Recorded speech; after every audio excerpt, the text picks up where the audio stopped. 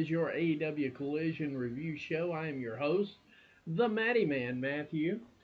And we're going to just start all over again. Collision is sold out in the Esports Arena in Arlington, Texas. And we are reminded that we're on the route to All In. That's where we're headed now. And if you're an AEW fan, this is a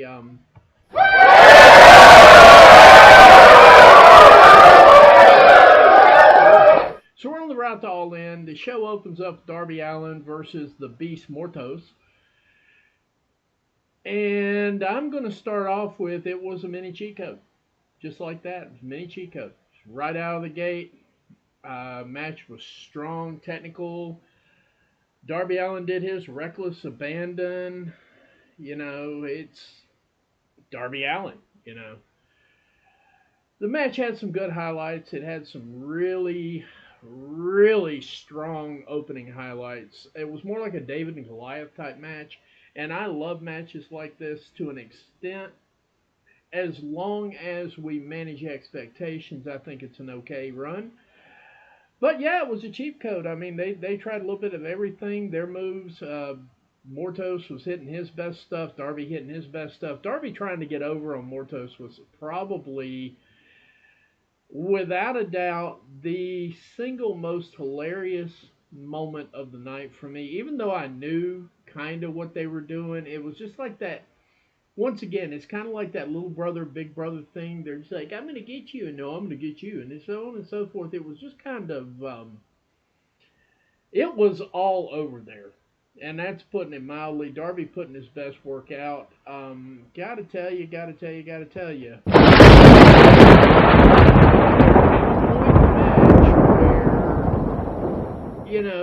It looked like Darby was all but done, and then of course he did his thing where he comes back, and he gets Mortos over in a sleeper, and Mortos breaks that out. Then Darby, more reckless abandon, top of the ropes. He did a coffin drop that was just absolutely amazing, and that's when the crowd showed up. You know, that's when the crowd showed up.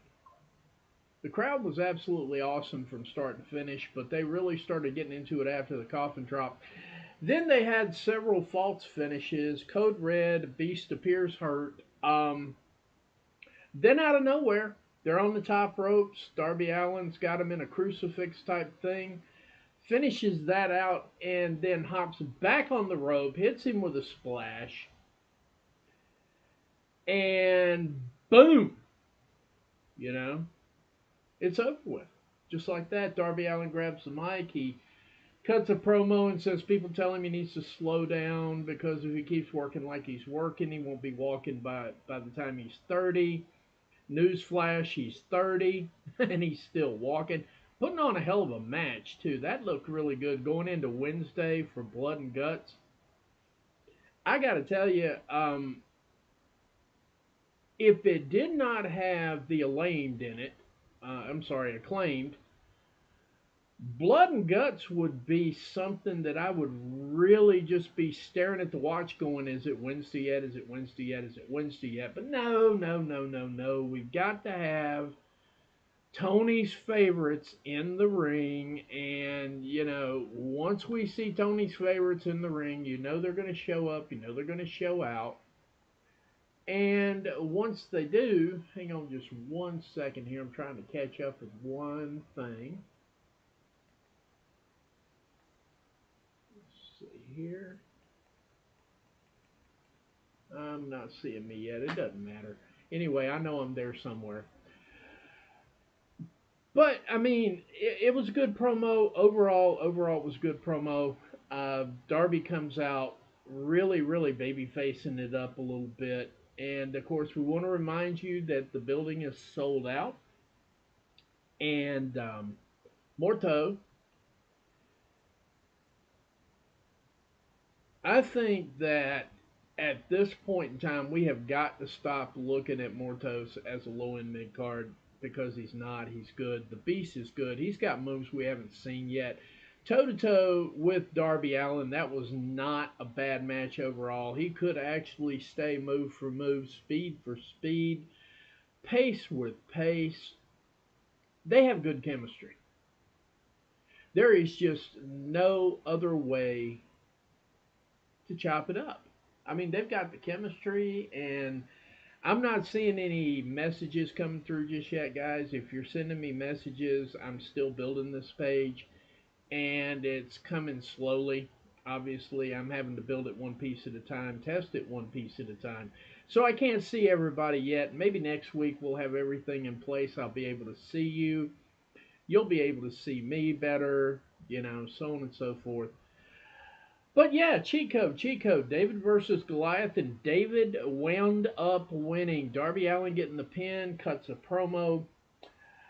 Um, he all but completely dissed the EVPs, which it's. Hang on just one second here.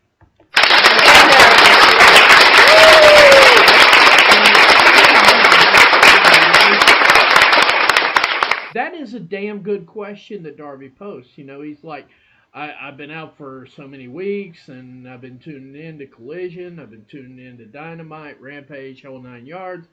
And you know what? The EVPs, they're just not pushing Collision.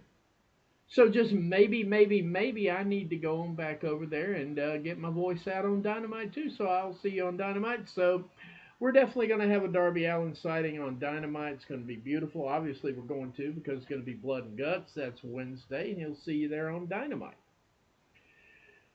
Then, for some ungodly reason, after a match that was that good, we go backstage for.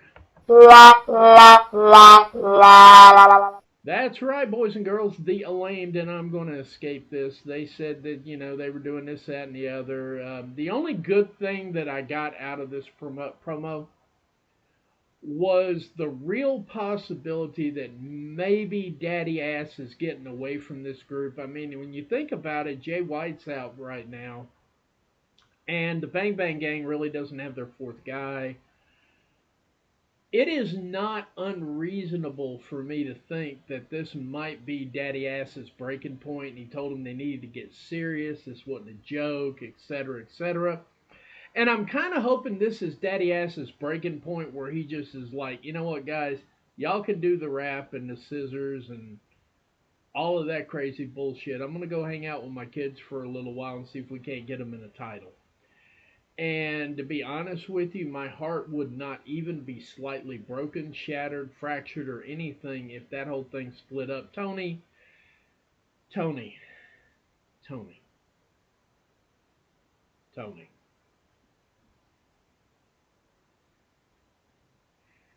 Tony, Tony, Tony, Tony. I get it. They're one of your favorites. So's Orange Cassidy. So's Britt Baker. They're one of your favorites. I got it. One second.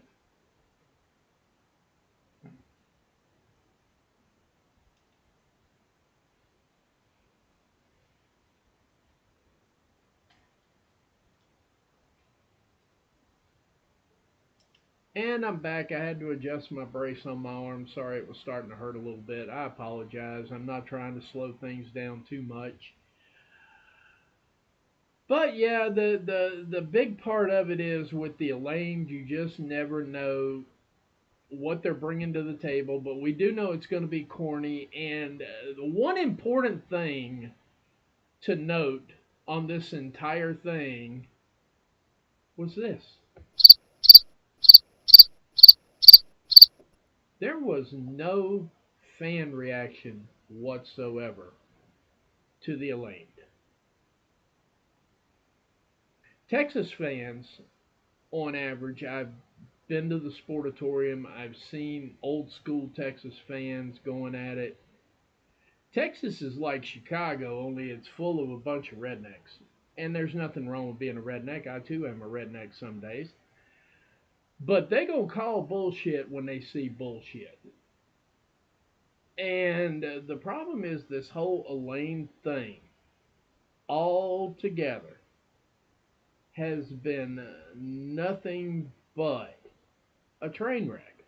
Just an absolute train wreck. And cricket.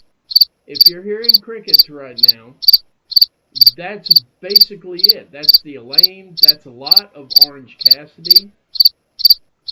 Britt Baker. I don't think that. I think when the new wears off of her being back, we're going to be back to the old ceiling. That is Britt Baker.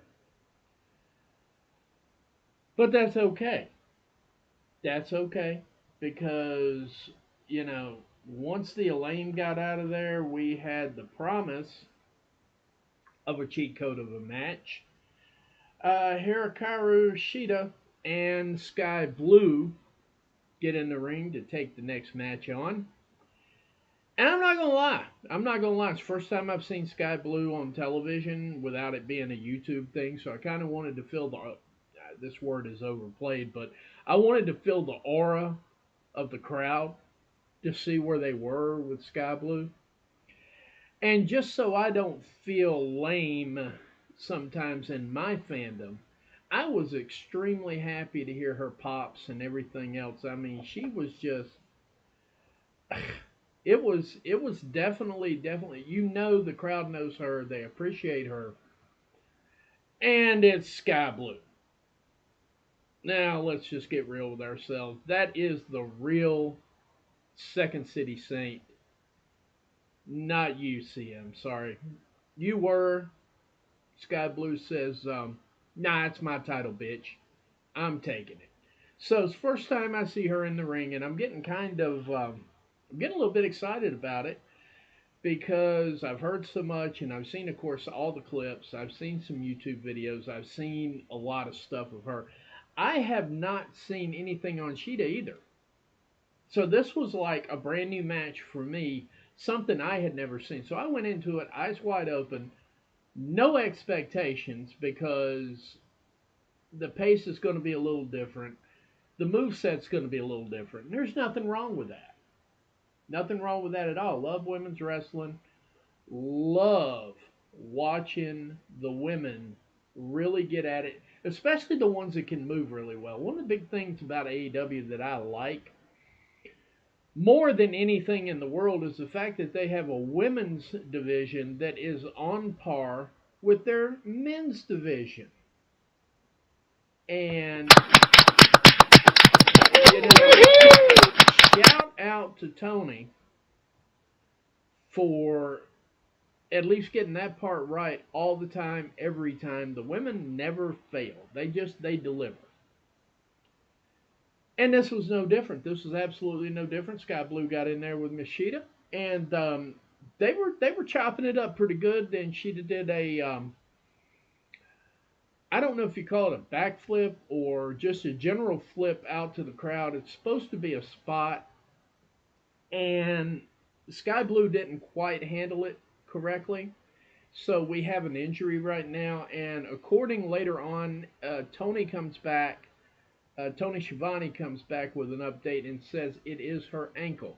Now the camera angle was not good enough for me to see exactly what happened, and of course Sheeta's running around there trying to buy some time to figure out what's going on with the match. But suffice it to say, the match was called.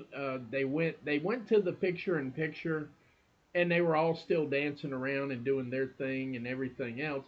When they come back, Sheeta's walking up the ramp, and yeah, it's pretty much a done deal from there. Unlike the Covalent TV, whom I'm following right now, and I didn't have a problem with it at all. I sat there and sat all the way through their show. Much like the Covalent TV, even though Sky Blue, we are not friends, we do not hang, and so on and so forth. I want you to know that from the bottom of our heart here at the Sicko Show, we wish you a speedy recovery, and I would like to see, love to see, absolutely dying to see a full match from you. Because I'm told it's a cheat code, I'm told it's a cheat code. I want to see it. I do. I was very excited about it. Once again, upset at the finish of that. It is. They had some good chain wrestling going on and everything else. It was just a matter of the injury stopped the match, and then we go back to the back again with. Uh, I did not realize this. I have been educated by Mr. Starks over at the Covalent TV. Apparently, this is a thing. Every year, Lance Archer gets a push. And we go backstage for more backstage stuff. It's the best way I can say it.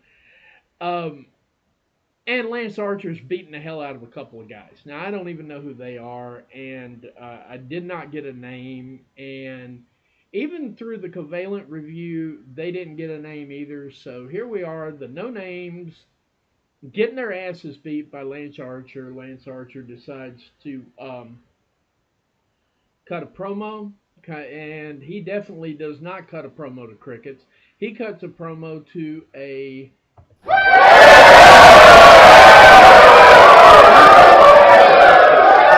fans. They picked up on it. They went with it.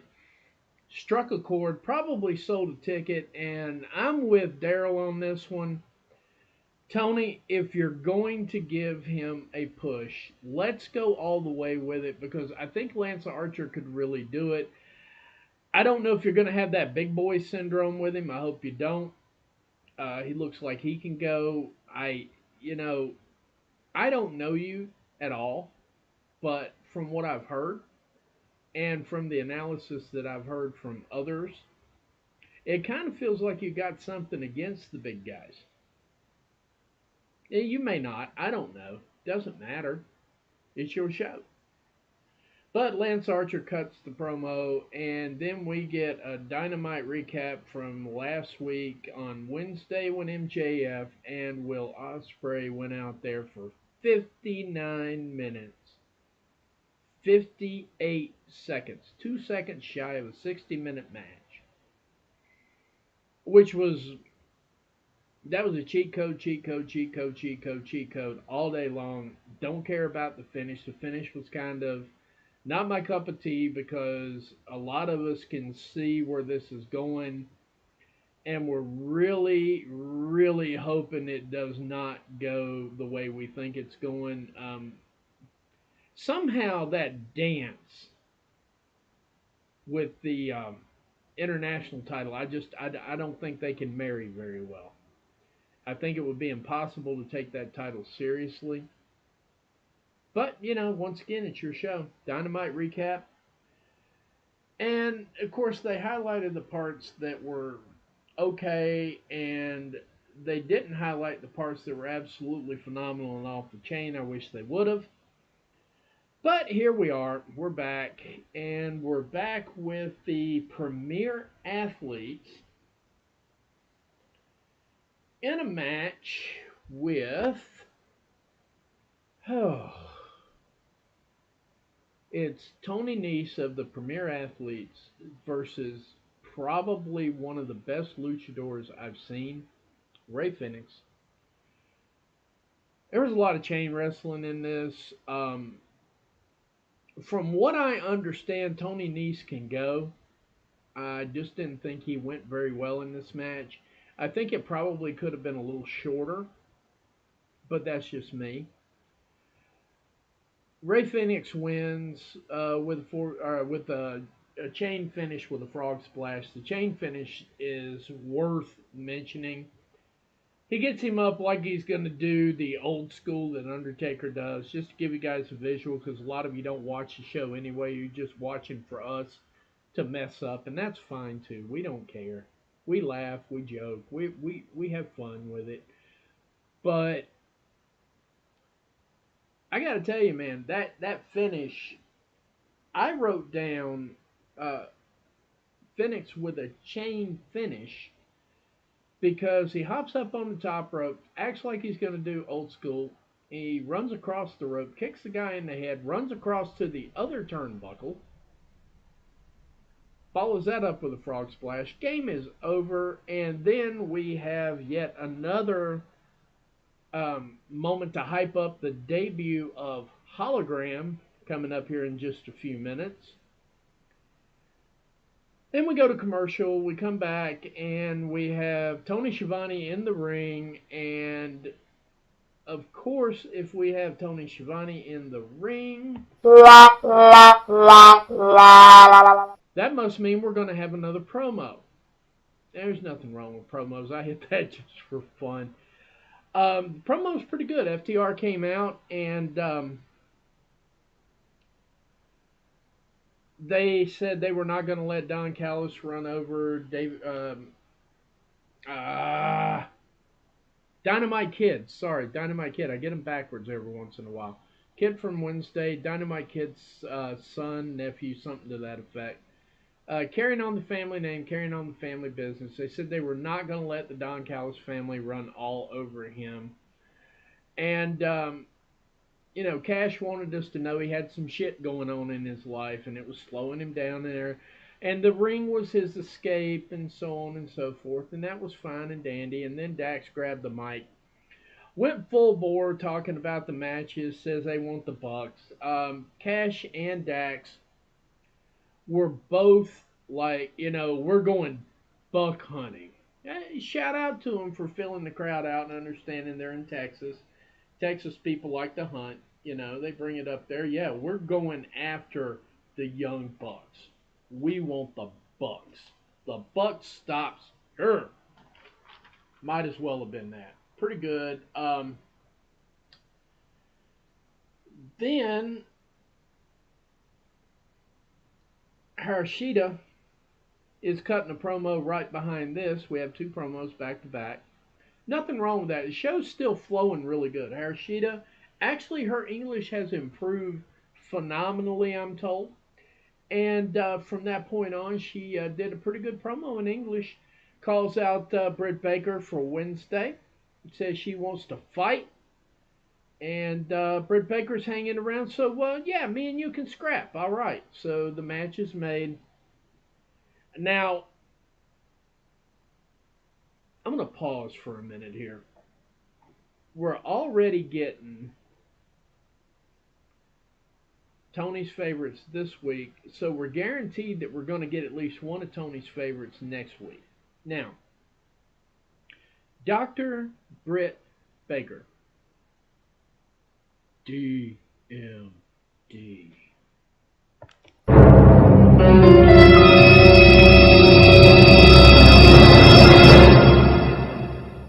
I'm going to need you to do me a favor. I know you ain't listening to this stream, but still, I'm going to need you to do me a favor. I'm going to need you to do me a big favor. If we're going to have this match on Wednesday, and from what I could tell, Sheeta was definitely, yeah, she brought it. If we're going to have that match on Wednesday, I'm going to need you to bring it. Because I have not heard the best things. I've not seen you wrestle, but I haven't heard like phenomenal, overwhelming stuff. I've heard good, good enough, and a lot of other things. And if this is hyping you up, by all means, get your hype on, baby. Seriously. Get your hype on. Let this be a message to you. I saw a little bit of Sheeta tonight. And what I saw in Sheeta,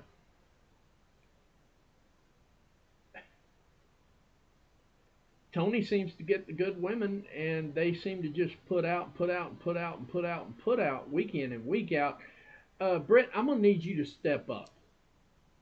I'm going to need you to put out at the same level she puts out, at least. I need you to have that. Because my buddy Mr. Starks is going to be covering that show, and, when y'all do bad, we hear about it. Nothing bad, no big deal. You watch the stream, you've seen the stream, so. But I'm going to need you to do me a favor, and I'm going to need you to bring it. If you bring it, I'll be happy. Not shocked, just happy. Because I think you got it. I think you can go. I saw you coming around that ring the other day, and I can tell because I've been watching this stuff for damn near 50 years. I know when somebody's got the agility and when they don't got the agility. So I know you've got it. I'm gonna just need you to bring it. And Tony, if she doesn't bring it, this gonna have to be one of those scenarios where, with Mariah May and Tony Storm going right now, for God's sakes, that is like the angle of the month, if not the angle of the first half of the year. So, considering that that is definitely paying the bills, if Britt Baker doesn't bring it, I'm gonna need you to step up and go. You know what, Britt? We love you to death. But we're not gonna be able to use you in every match and every week and every day because you've got the division in a spot where people are talking about it. Now, I have not seen Britt Baker. I have no idea. But what I do know is I've seen Sheeta. And as long as I've seen Sheeta, I know Baker needs to bring it. Blood and guts better be some damn blood and guts. Otherwise, you're wasting money on this. You're wasting money. Anyway, moving along. Nigel and his crap brings us into Roderick Strong and Tanahiro Ishii. I got his name right. I practiced that before the show.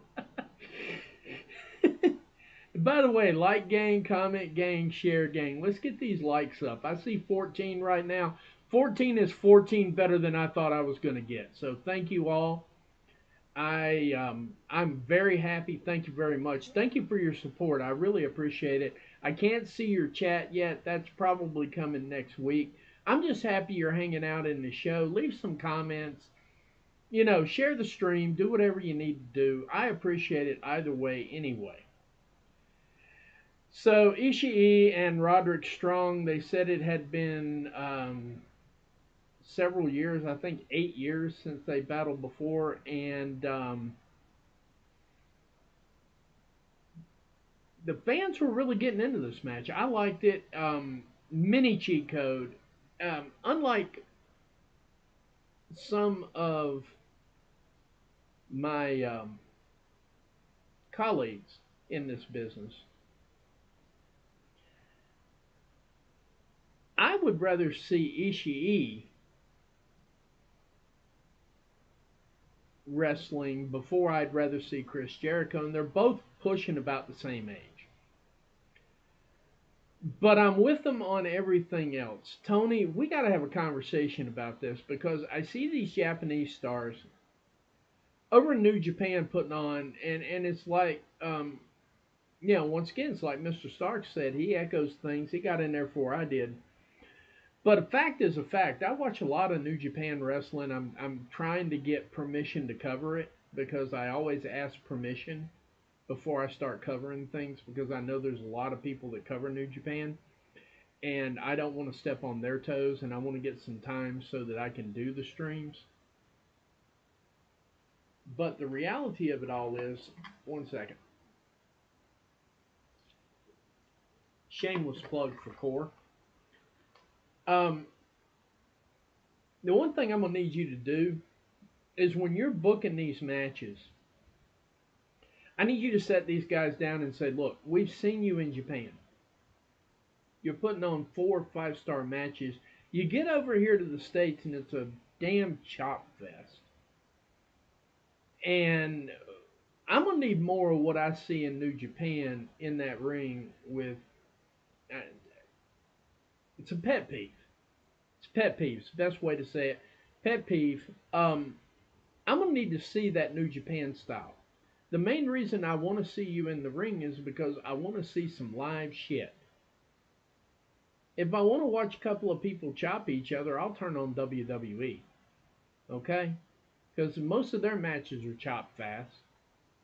And that's fine. That's entertainment for that crowd, and I'm cool with it. I'm not shitting on the crowd. I'm not shitting on WWE. I'm just saying if I want to see that kind of match, I'm going to be flipping the channel over to WWE because that's a lot of their matches. Roderick Strong, Ishii, back and forth, back and forth, back and forth. You could definitely tell there's a feud here. Strong was very vocal. At first, it was just them alone, and so on and so forth. Match goes on, chop, chop, chop, superplex, fake finish. Then they had some more back and forth. Then Ishii had a lariat, and we thought that was it. No, no, no. It was another false finish. And then we get the outside interference from Strong's crew. Strong gets in the cheap blow just in time for the referee to turn around and make the 1, 2, 3.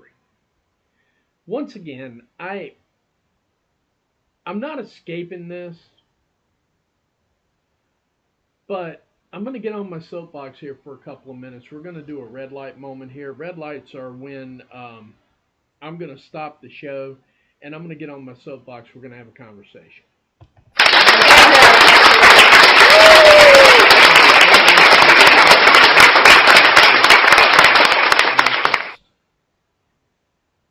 I have seen Mercedes Moné wrestle in New Japan. I think I'm catching a cold too, Mr. Starks. Um, I have seen Ishii wrestle in Japan. I have seen a lot of New Japan wrestling. One of the main reasons I like New Japan wrestling is because they come up with crafty and innovative things pretty much on the regular. I'm keeping it a buck on this. Stardom. I'll even give Noah some props. Japanese wrestling is a combination in my mind where lucha and American, like old style American wrestling, made together and make one beautiful show. And that's impossible. That is literally fucking impossible. If all they're going to do is look at each other and go, oh, chop me. No, you chop me. Oh, no, you chop me. It is impossible. You are lucky that this crowd was backing you, dog. I'm serious. You had some goodwill in that crowd. The reality of it is a lot of us that watch AEW because we want to see what we see. I like the flippy shit. I'm gonna go ahead and put y'all on blast. I like the flippy shit. The more flips, the better. The more acrobatic, the better. The more athletic, the better. So all this chop, chop, chop. I can chop you. Can you chop me? Oh, I can chop you. Can you chop me? Oh, yes. We can chop, chop, chop, chop, chop. We can chop it up for 45 minutes. Whatever it takes to get that shit out of your system, I want to see some New Japan Pro Wrestling ASAP, pronto, stat, whatever word gets it across. If you're bringing in Japanese wrestlers, I want to see what I see on their show. Do not dumb it down. This is the mistake that I think that everybody on the booking committee, I'm not blaming you, Tony. I know there's more than one. This is one of those moments where the booking committee needs to have a long, hard talk with themselves and say, how exactly are we going to book these matches? And then step out and book them. That means, Ishii, I need to see some of that shit you do. The only one that brought it was Hashida. That's why I was making the conversation to Britt Baker. It's like, look, she brought it. She brought the moves. So I'm gonna need you to bring it. But likewise, I mean, booking committee, be damned. Let's have what you paid to see. It's almost like a bait and switch a lot of times. Not in a bad way, but yeah, in a bad way. I'm sugarcoating this way too much. It is a thorn in my side to watch a chop fest. It is a thorn in my side to watch horrible crowds. Those two things right there bug the living shit out of me. Overall, though, we're still looking at a good show. Don't get me wrong. Don't get it twisted. I love AEW. Do not get it twisted. I'm not a drone for AEW like some of the WWE fans are, but I do love AEW. I'm just offering some advice and some suggestions. Moving into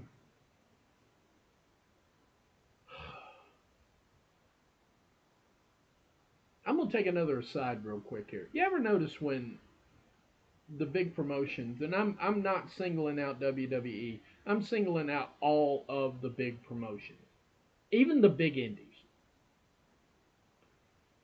They tease a new wrestler coming. They tease them, they tease them, they tease them to death a lot of times. Now I am talking about WWE, White Six. Um, they tease it to death, so when the guy finally gets there, you're like, please God, just do your shit so we can move on. The one thing, or there's several things, but in this instance right here, Tony Khan pulled off a coup. This match, I will say, was not only a cheat code, but I'm going to say that Tony Khan pulled off a coup. He did the right amount of introduction with the right vignettes, made the right way to accent Hologram's actual abilities.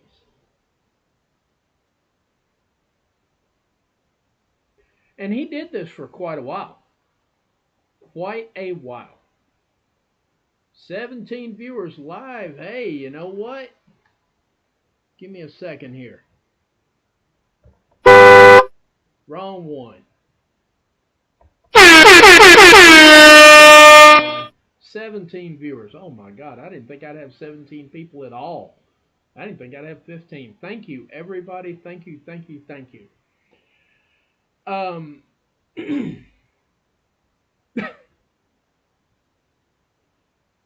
when I want to be frustrated with the flow of a show, all of a sudden, out of nowhere, this dude Hologram shows up and shows the hell out. And shout out to actually having a gimmick, two gimmicks in the Lucha crowd.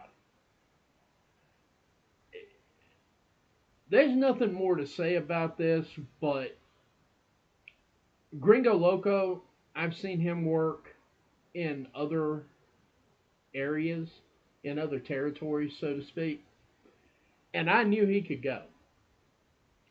So this hologram Loco matchup was not a squash match with a jobber and your debut. Now I will say to the WWE, when you debut Stephanie Vacour, when you debut Julia, when you debut Riho, this is how you do it. This is exactly how you do it. Now, you don't bring in like God. You know, I'm not expecting you to bring in like a Becky Lynch for him or a Charlotte Flair.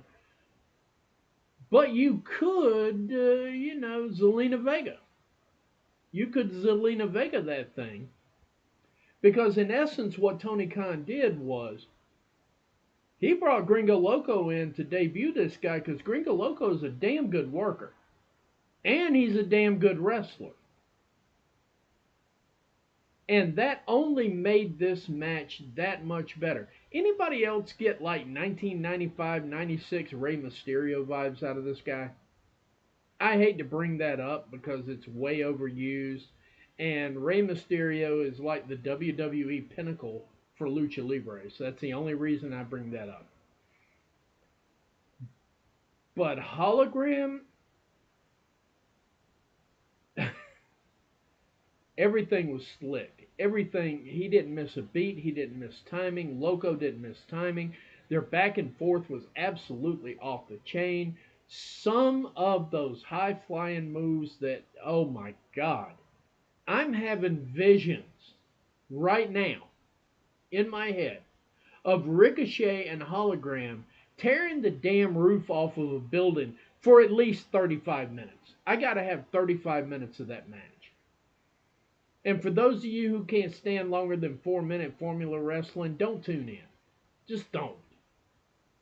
I need this match to be at least 35 minutes. I need Hologram and I need Ricochet. And right after that, the next week, I need Ricochet and Will Ospreay for about 35 minutes. But I definitely want to see. This is how you debut somebody, damn it. When you got a talent like this kid is this kid's going to be probably a top lucha inside of 6 months. Once people get used to him, they get used to the way he moves and everything else. This kid is going to be a top lucha in like 6 months. Tony, book him right. You need to go on and get Ricochet in that mug, and you need to put the two of them in the ring at All In and just let them go. Let them do what they do best. And I guarantee you, no one will walk away from that match going, I didn't get my money's worth. The hell with that, you did, and you will.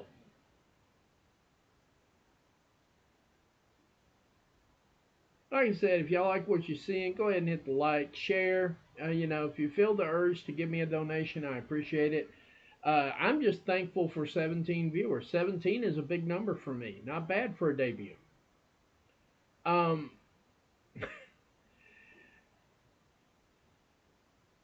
the finish of this match absolutely solidified in my mind that Hologram is definitely one of the best picks for 2024. Now I know Stephanie Vakura and all those were the great ones. And you know what? Shout out to WWE for snagging them. Shout out. Shout out to Stephanie for doing what she wants to do. Shout out to Gulia for doing what she wants to do. Shout out to Riho for doing what she wants to do. I'm proud of you. Go get that paper, boo boo. I'm serious. Go get you paper. But the reality of it all is, Hologram is probably one of the top male pickups in my estimation so far this year. Of people we don't know, haven't seen, so on and so forth. If we're doing all that, I'm telling you right now, Hologram is a 100% chef's kiss. That finish, the airplane spin into a Blue Thunder bomb.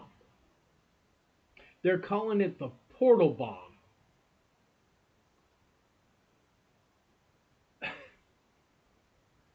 Y'all just don't get it. Y'all just don't get it. Loco is not a small dude, and Hologram is not a big dude. So for Hologram to pull that finish off with Loco, both of those guys, you know what? You know what?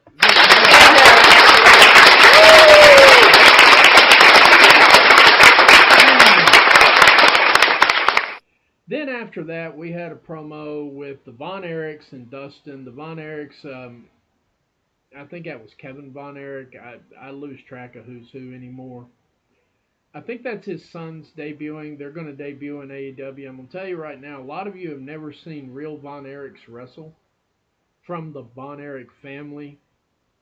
I mean, you've seen a couple of imposters over the year. I think TNA had an imposter. WWE had an imposter for a little while. You guys have not seen WCCW wrestling from the 70s and 80s. I highly recommend, before these guys debut, I highly recommend that you break into that WCCW archive. I think WWE's got it. And watch the Von Erichs. If you have not seen the Von Erichs work, this is not one of those. Oh well, the daddy was in, so the kids are automatically in. What do they call that? Somebody tell me what it is, because I'm it's late and I don't have the words. Um, it's not a patriarchy. It's not a. I'll think of the word probably after the stream goes off. It's not one of those. Like, this is not David Flair. No offense, Rick. David sucked. Um, no offense. No offense. Seriously, he was not a good wrestler. And if it wasn't for Daphne, he would have just been booed completely the hell out of the building. You know that. I know that. Not bullshit, and I know it's your kid. If anybody said shit about my kid, I'd be mad too. But I'm not talking shit. David sucked. You know it. I know it. And then Reed. That's just Reed had a shot, and I'm not even going to shit on him because I don't talk ill of the dead. But okay, this is not that. The Von Erichs pride themselves in being top class, world class, no pun intended, wrestlers. So we got them there standing with Dustin Rhodes. Dustin, God, I hope you wrestle for another 5 years at least, minimum. I think you can go longer because you don't wrestle as often. But for God's sake, son, please keep that good wrestling coming. And that show that he puts on, Rhodes Wrestling Academy. If you have not seen Rhodes Wrestling Academy, yeah, you're missing it. It was good. Bell to bell was good card. Dustin knows how to build. He knows how to create, and he knows how to keep your interest. So yeah, they were back there talking. Mr. Stark said he was a little bit confused, thought he heard a bunch of mumbling, didn't understand. That's Texas Southern guys. They were just happy to be there, and